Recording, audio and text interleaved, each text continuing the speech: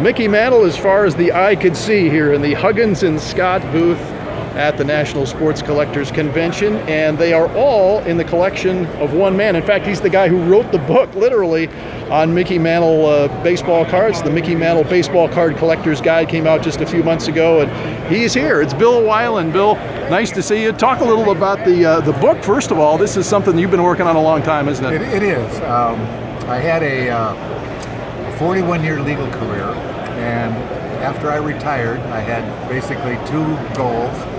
One was to write what I hoped would be the definitive book on Mickey Mantle baseball cards, and it did take a while. It took 2 years. There were issues, copyright issues and all of that, but I was able to get it done. There was one thing at the end where Topps company said, well, we need the permission of the Mantle estate, and that's not legally required. But I was able to contact a lawyer down in Dallas, and they sent it to Danny and David, and they just loved the book. In fact, they loved it so much they agreed to do the foreword to the book. So I finally was able to get it out of, get it out on the market. It came out like in January of this year. And then my second goal was to sell my collection. I struggled with that thought about, do I really want to do it and so forth, but I just think it's better to sort of see it from beginning to end. I started collecting when I was 10 years old in 1956. First Mantle card, 56 Topps. And, I collected up until I went off to college and then came back, and my son started collecting with me, and at that point I decided I'm going to try to get every single Mantle card from 51 to 2000, the first 50 years of Mantle cards. And I came close, 96%. Wow. And it's all up for sale at this auction here at the National with Huggins and Scott. What made you decide to, I know some of these cards are autographed that you've got of Mickey. Did you meet him on occasion? Yes. If I had a card that wasn't in really that great a condition, like this 51 Bowman here. The card is not that great, but I asked Mick to sign it, and he turned out to have signed it with a 9 autograph, which is pretty good, and it makes the card a lot more valuable, and it just made a lot, I went to every show that he was at during that period of time, and would bring him cards to sign. He was so generous about doing that, although at some of the shows you had to pay him a little. Yeah. But I don't know. It was just my goal to meet him and to have him sign these cards, and just become part of my collection in a sense. Now there are several 9 autographs, rated 9, and there's a couple, maybe 3 or 4 that are actually 10s. So those are extremely, extremely rare. And something that you probably weren't thinking about back when you had them signed, because autograph grading wasn't really a thing back Nobody then. knew anything about that. I mean, they were just, just getting a signature, and if he did it, that was great. And nobody thought about grading the signature or whatever. Anyway, we've got a real nice selection of cards here.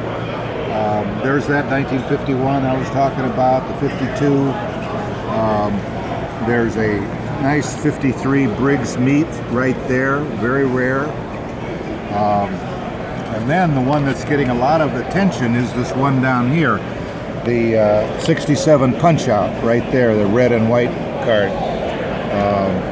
Some Stallmeyer in there too. Those are also really the Stallmeyers are in there. There's some blank backs that are pretty rare.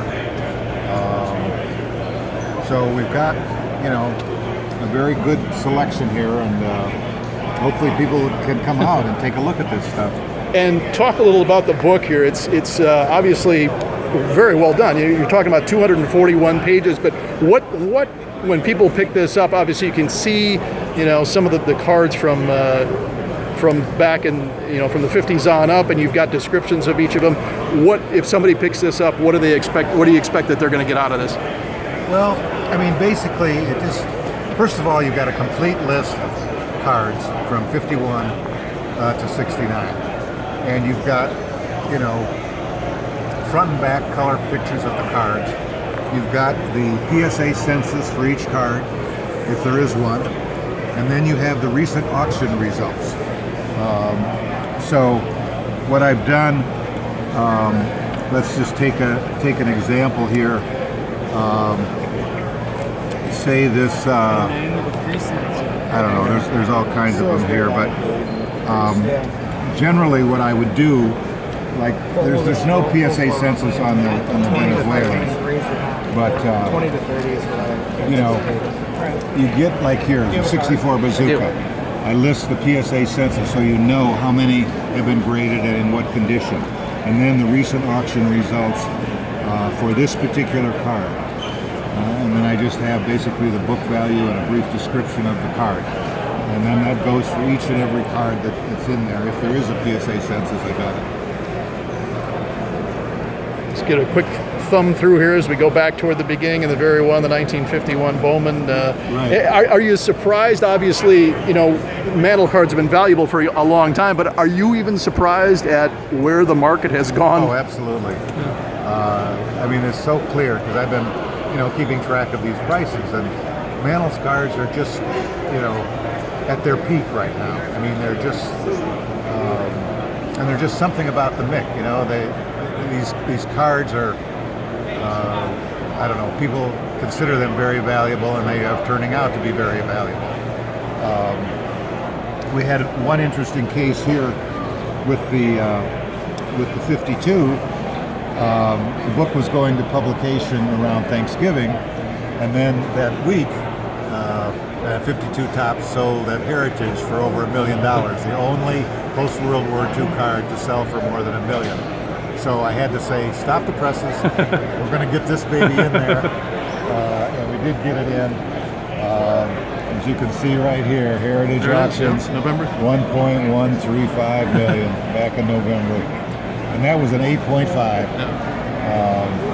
And there's only 3 8.5s and only 3 10s and 6 9s. So you can imagine what a 9 or a 10 would go for. I mean, I think we're looking at, I don't know, $2-3 million perhaps. And we do know who owns these cards. Have a little section. So you got a little chronicle here of the ownership of some of the key, and there's information in there. Yeah, there's these 3 10s that are, you know, there's the Fogel Murphy specimen, the Wormser Gandiotti specimen, and then the Rolly Garcia specimen. Those are the 3 known Gem Mint 10 52 Top Mantle. And we haven't seen one on the market yet, but who knows? On the market yet.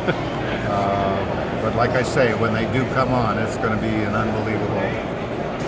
And I think it will probably break the all-time record. I think it's 2.3 million for Honus Wagner. Yeah. I think we can do better than that if one of those comes online. Well, you can buy a 52 Mantle or just about any Mantle you could possibly want here in the Huggins and Scott auction, the Bill Weiland collection, and good to get a chance to see the book here up close as well. That's just on the market. If you love vintage cards, it's one you definitely want to pick up. Bill, thanks very much. You're welcome.